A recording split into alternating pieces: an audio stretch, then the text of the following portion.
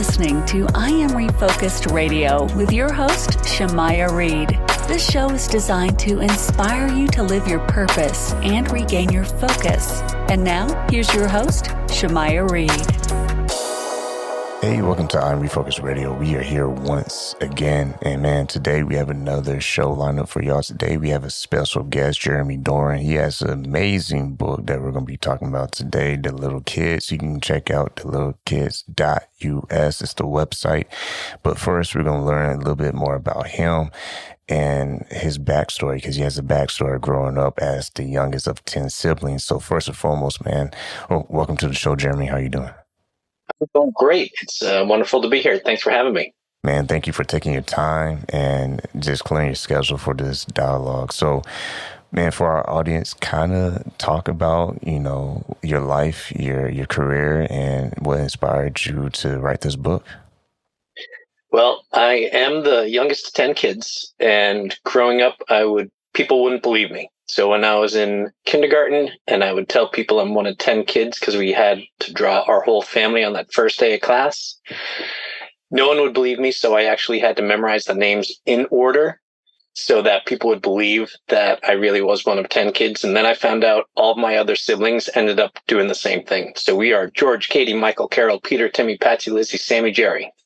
So that's us. Oh, man. But I do leadership coaching. And what I found was that when I am talking to people about various issues with communication or leadership, the stories I would fall back to were usually about the family, even more so than from business experience that I had. So every time someone said, "Oh, you should write a book about that," eventually I said, "Okay, I'm going to do that."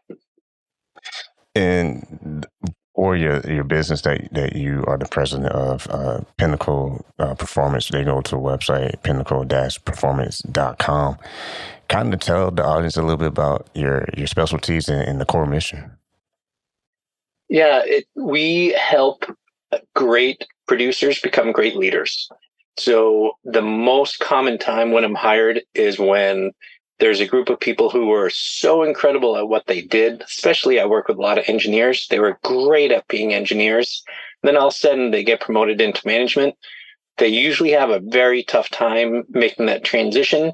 They don't normally get a lot of coaching within the company. So companies will bring me in to help them make the transition from being great doers to great managers, and then eventually great leaders. And all this, it comes from not just mindset, but action and just learning as you're going through life. But all that comes from goals. And for you, and with today's topic, setting goals outside of your book that we'll be talking a little bit more later, but setting goals for you personally, how have you set that for your life as far as like, okay, 10 years from now, I want to be able to accomplish this. What does that look like for you? What I do is I do it over and over again. So one thing that I found is when people talk about a midlife crisis, they always talk about it like it's a bad thing, but really it's a good thing. It's a reevaluation of your life. The problem for most people is they've waited too long to do it. So I reevaluate and reset goals often. They're fairly consistent, but I make tweaks as I go. So at the beginning of the year or just before the year starts, I will map out what I want to have accomplished throughout the whole year in all the different areas of my life. And then I break it down by quarter and I break it down by week. And then I look at that weekly and I adjust what I want to get done this one week. But I'm also always looking at what I want to accomplish throughout the year. And then the bucket list goals that I want to accomplish at some point, in my life. So those are the big ones. And I work towards them slowly. The weekly ones I work towards quicker. And when people visit your website, pinnacle-performance.com, and they just read a little bit more in detail about you, I mean, it's no surprise why you are successful. You really have, just looking at the website, it's very detail oriented and it screams professional. And you also are author, a part of the book, The Little Kids, and they go to thelittlekids.us. What I'm getting at is all this comes from your decisions and your choices that you're consistently making. No one's perfect. No one's saying that. But the thing is, you can look at someone's life and see the time that they spent to build the life. So for you, were there some lessons that that helped you along the way? Because I mean, being one of the 10 kids, I mean, man, I'm sure there's a lot of lessons to be learned. Yeah, there were definitely a lot of lessons to be learned. And just kind of going back a little bit, what I found is that I end up helping my clients with goal setting often because almost everyone is so caught up in their day to day and just getting through what needs to get done now that they're not planning ahead. And it is sometimes a real struggle to get people to do the proactive planning. But growing up as the youngest of 10 kids, one thing I found business wise was how to find your niche. Because in 1 of 10, when you're the youngest, boy, you had to find your niche and find an identity that was uniquely yours. And that's really a lesson that applies in the business world.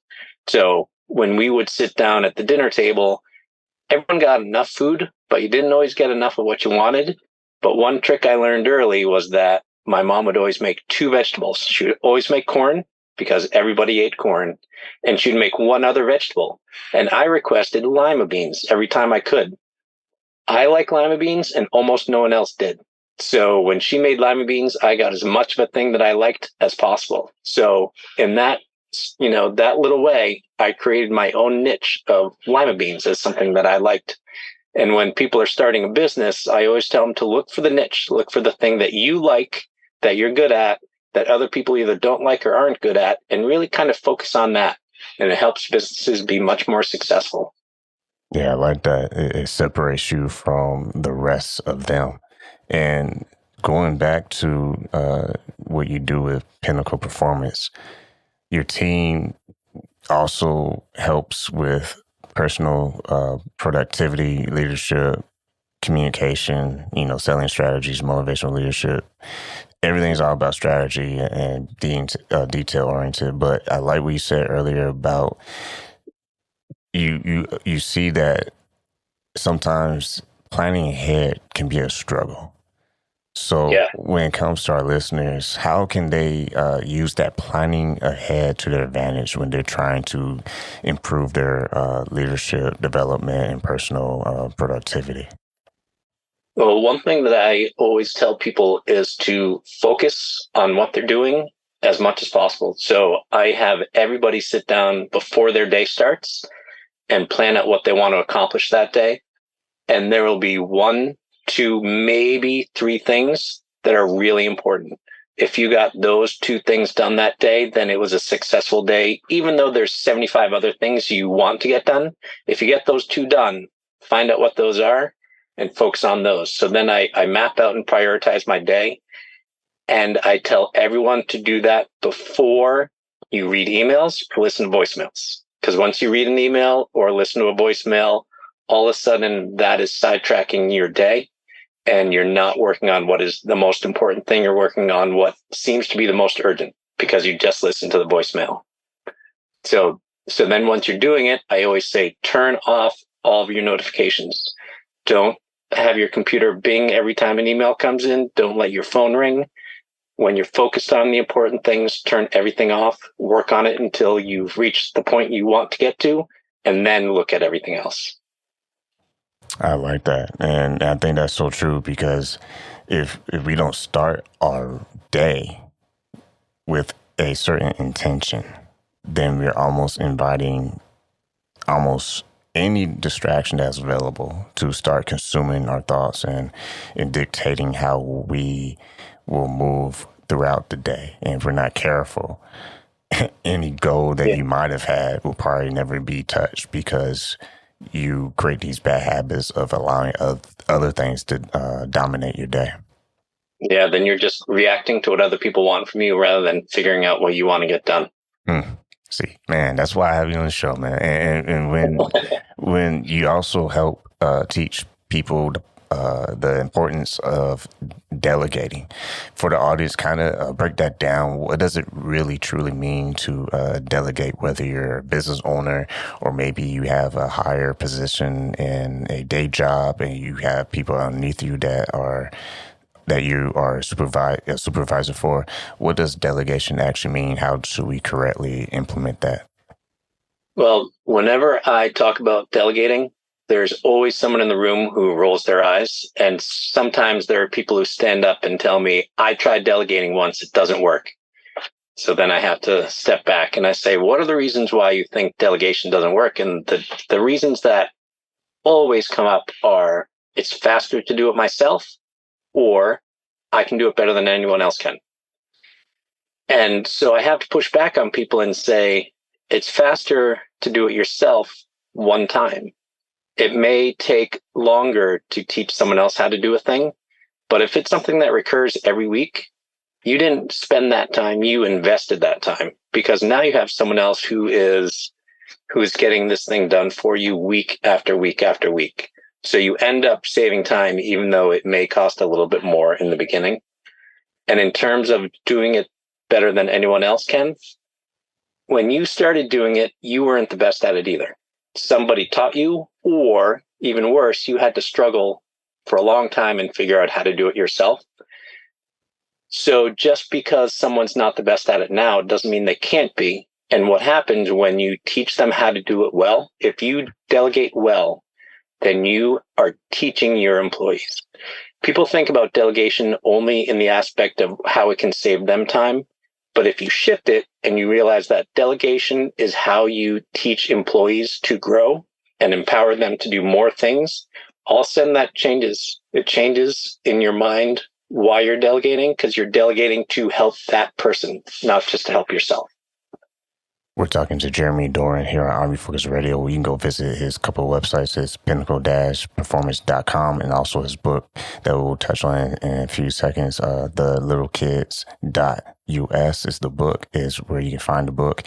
And real quick, just kind of follow up on what you said. This all ties into, setting goals. So for our listener, if they're not their own boss, their own CEO, entrepreneur, maybe they are working that 9 to 5 and, they have a day job. That also can give them an opportunity to set goals, because where they're working, right now could be a platform for years later for them to have a new opportunity. So for those listening right now, how do they kind of stick out from the noise, if you will, when they are working for their employer? One thing that I have the people that I'm training do is I have them set 3 large goals in 3 different areas of their lives. I have them pick a personal goal that has nothing to do with work, just a personal goal they want to achieve, whether it's doing something like running a marathon or visiting Egypt or whatever it is, some personal goal that they have.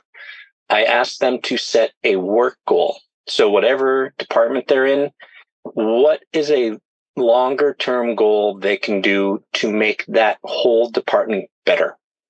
So it normally is not just getting a thing done, but it's changing a process or improving the way things are done so that it can run better.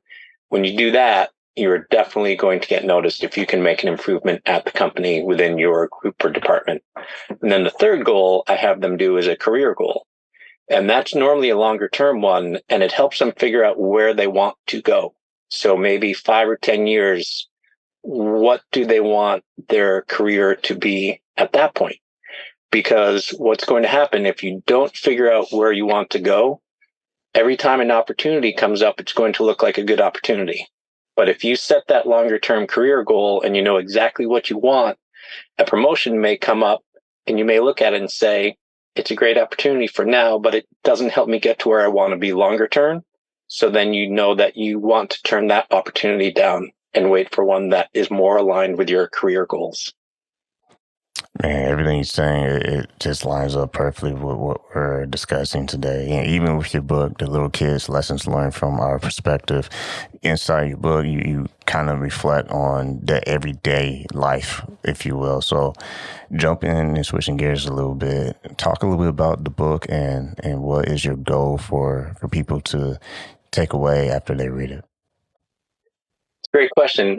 We actually just did a book signing this past weekend. And one thing that we realized is how much my family communicated because of the book.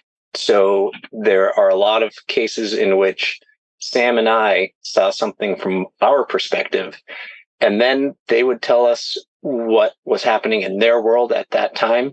So it really made the family communication so much better because it brought up a lot of stories and instances that we could talk about and get a better understanding of each other. So what I recommended at the end for people who were really liking the book and engaged in it, I recommend that everyone in their family get a copy and read it. And something is going to really resonate with each person. And even if the conversation is which story resonated with you, and then once you figure out which ones did, why, it's a great way to help families get closer. And then I always encourage people, if there are family stories that you tell over and over again, really stop and look at them.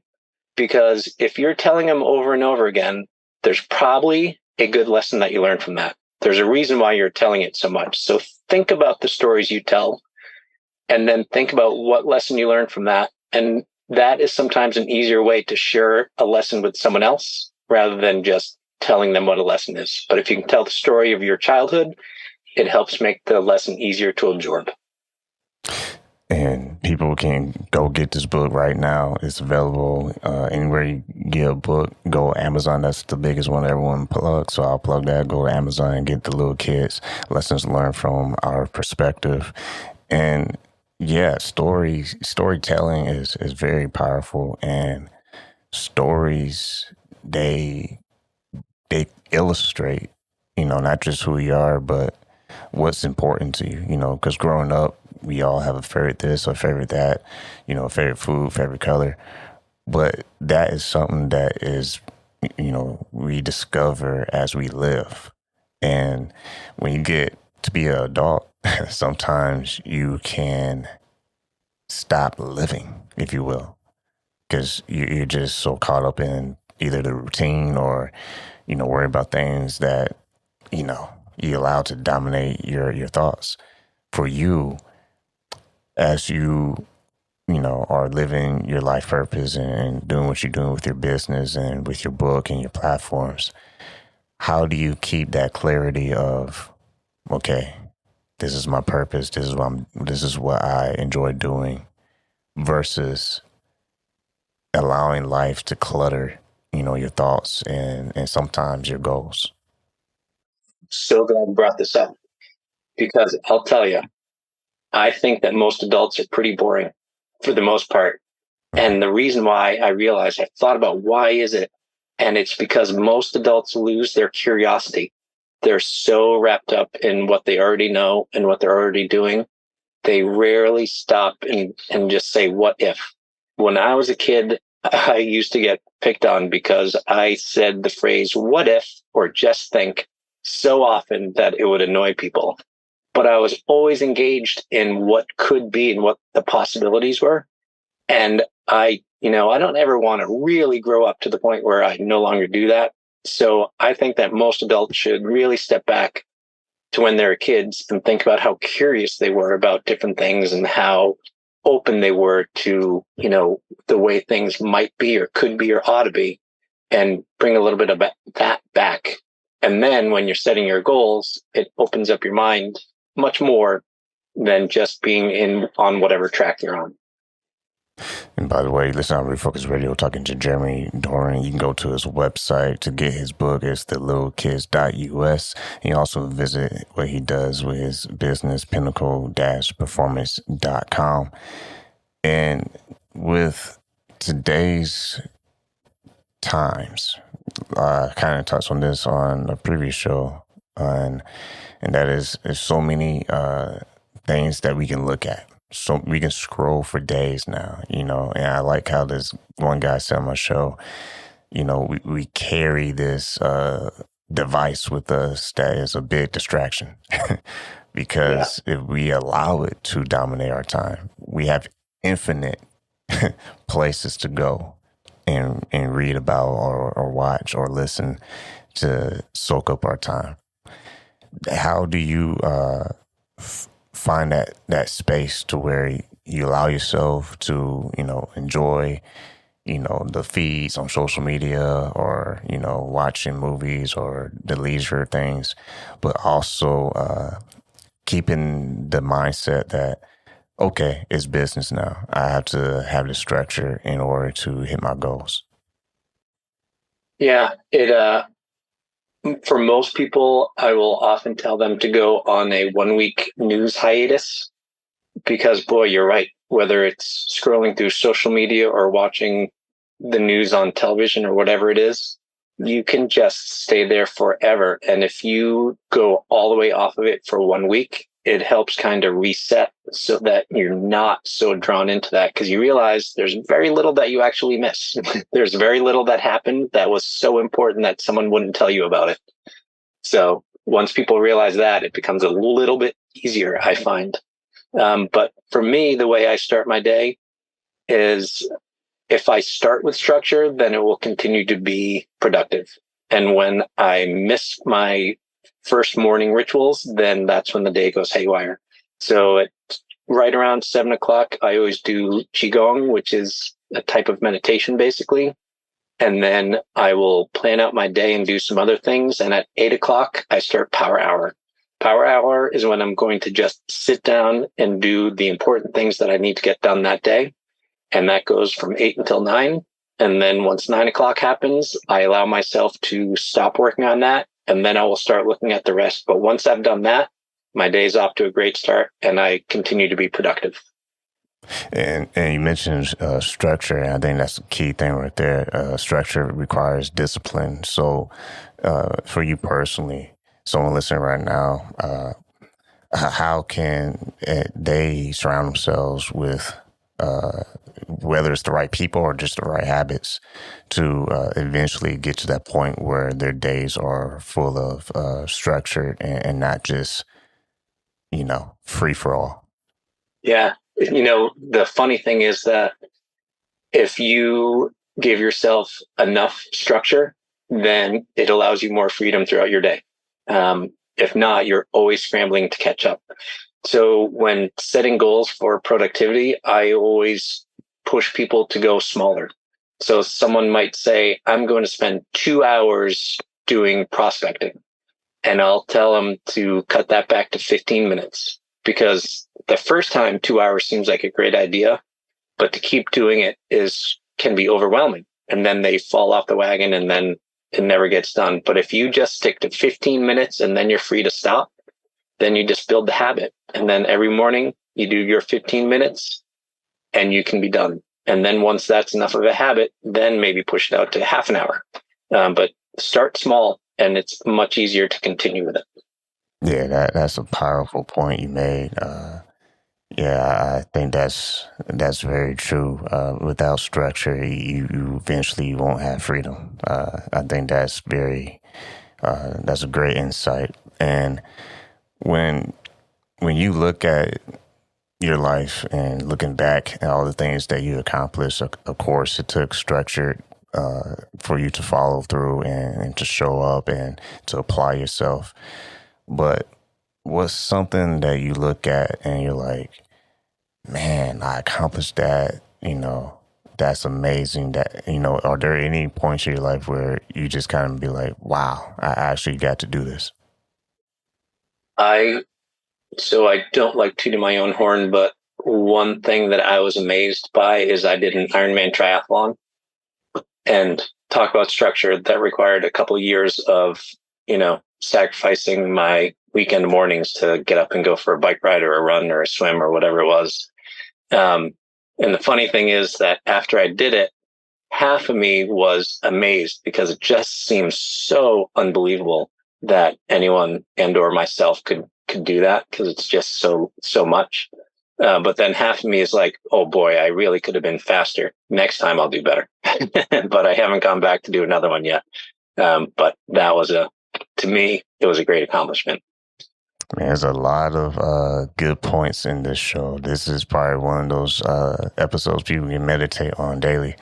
Man, first and foremost, we've been talking to Jeremy Doran. You can go to his website, pinnacle-performance.com. And also for his book, you can go to Amazon or go straight to thelittlekids.us. Before we let you go, when you see how, I hate to go to the news again, but when you see on the news, there's so many talking points with politics and the economy and all this stuff with health and whatnot. You just pick the buffet line, you're probably going to see something. How do you allow yourself, because I know we touched on it, but just one more time, how do you keep yourself from allowing that fear of the unknown to consume your current moment of just basically living in the now? My policy with news is that if it's not actionable, I don't want to know about it. So there's obviously some level of things that you need to know about, but I focus on news that is going to allow me to change my actions. And if it's something that is just so general that there's nothing I can change to make a difference either for myself or for other people, then I don't find it all that worthwhile, and I'll tend to turn it off. So I focus on things that I can take action from. Awesome, man. Well, once again, I want to say thank you to you, Jeremy, talking to us today, talking about setting goals, and also talking about your book that people can get on Amazon. It's The Little Kids, Lessons Learned from Our Perspective. Man, once again, I want to say thank you for your time talking to us today. Oh, it's been great being here. I appreciate it. Thank you.